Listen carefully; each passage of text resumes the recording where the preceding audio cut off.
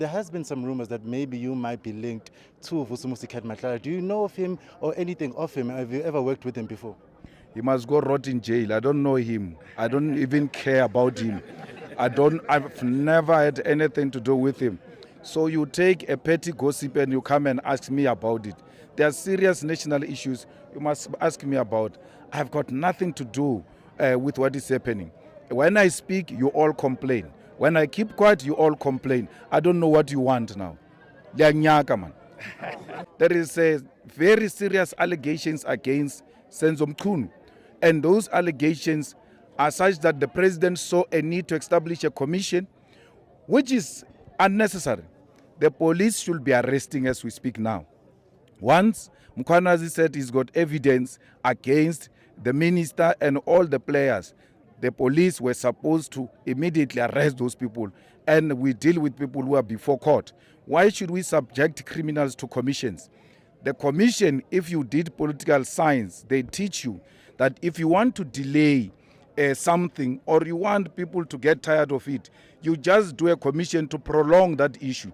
By the time people realize, they don't even know what that commission is about because you don't want to take an action. So he's going to be forced to take an action. What he did is unconstitutional, and we told him. And we told him very clear today that if he doesn't change that decision, we're going to court to interdict that particular. No, we participate in the by-elections because it's important that we ensure that we elect a proper councillor, because it's at the cold face of development and governance of our people. So we are here to encourage our people to take by-elections very serious, because the turnout around by-elections is very low, and it is precisely because maybe the leadership is not fully participating when it comes to the by-elections. So I thought it was important for me to come and show the significance of by-elections and why all of us should take an active part, because they are not different from local government elections. They are going to elect the councillor who's going to service our people. That's why I decided to come here. In relation to the removal, putting Senzo Mchunu on special leave, it is unconstitutional. The president cannot put a minister on leave. The president either appoints a minister or dismisses a minister. He's got two options only. So what he did is to take chances with us. And we have since this morning sent him a letter to tell him that what he did of putting Senzo on a special leave is unconstitutional. And appointing Kachalia as an acting minister of police is also unconstitutional. If there is a need for an acting minister, you choose from amongst the ministers who are sitting in cabinet. You don't go outside a cabinet or even in parliament to pick up a person to come and act. He says he's got a right to choose two ministers from outside. That we agree with him. But he has got no right to choose an acting minister from outside. So on those 2 points, we're going to take the president head on, and we're going to go to the Constitutional Court to declare him as a constitutional delinquent who has got no regard and respect for the Constitution of the Republic of South Africa. He can't do willy-nilly things here with our Constitution. There is very serious allegations against Senzo Mchunu, and those allegations are such that the president saw a need to establish a commission, which is unnecessary. The police should be arresting as we speak now. Once Mkhwanazi said he's got evidence against the minister and all the players, the police were supposed to immediately arrest those people, and we deal with people who are before court. Why should we subject criminals to commissions? The commission, if you did political science, they teach you that if you want to delay something or you want people to get tired of it, you just do a commission to prolong that issue. By the time people realize, they don't even know what that commission is about because you don't want to take an action. So he's going to be forced to take an action. What he did is unconstitutional, and we told him. And we told him very clear today that if he doesn't change that decision, we're going to court to interdict that particular decision. The last issue you raised is on discipline. When it comes to EFF, you can't talk about discipline.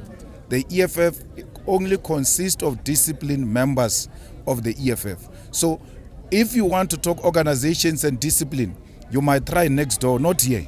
In the EFF, there's no problem of ill discipline. That's why you can try to split hair, because you know that generally there's no crisis of discipline in the EFF. So you speak about Ward 10, you speak about here, and those are two incidences out of a membership of 1.5 million. Well, we've learned a big lesson, and that's why I said at the Chalatupa rally, we need to take a disciplinary action. The municipality cannot take action, and we don't take an action, because that will be to encourage ill discipline. A lot of resources have been utilized for this day alone because of a conduct of one individual, and the organization cannot turn a blind eye. The organization has to pay attention to that particular individual, because I'm told he's still a member of the EFF. The ANC people are disgruntled. Majority of them do not know whether they are coming or going. As a result of swimming in a pool of confusion, why not take advantage and encourage them to change their vote? Perhaps their lives will change for the better. Well, it's being factional, because if you are supplying the rules, he knows what he did. It's unconstitutional. Unlike Zuma, Ramaphosa is a graduate of law. He knows what the law says, and he must act within the law. Once a person starts behaving in a particular way, you must know that this person is acting in a factional interest. But those who don't act in the interest of factions, they will act effectively and actually make sure they follow the law to the letter. And Ramaphosa undermined and urinated on top of our constitution, and we must never allow any president to do that. Like I said before, he's got two roles when it comes to ministers. He appoints them or he fires them. And when it comes to acting ministers, he chooses a minister from amongst, acting minister from amongst ministers in cabinet. That's why he can't even appoint a deputy minister of police, because a deputy minister of police is not a member of cabinet. Now he leaves the deputy ministers, two deputy ministers, he goes and appoint an acting minister from outside, and he says it's going to start on the 1st of August, and Senzo will be on a special leave. What it means for South Africans is that you are going to pay for two ministers of police, and we cannot allow that. The president must look after our resources, must not abuse our resources. And we are happy that the EFF, through its superior logic, is able to place these matters on the table. The leadership is not fully participating when it comes to the by-election. So I thought it was important for me to come and show the significance of by-elections and why all of us should take an active part, because they are not different from local government elections. They are going to elect the councillor who's going to service our people. That's why I decided to come here.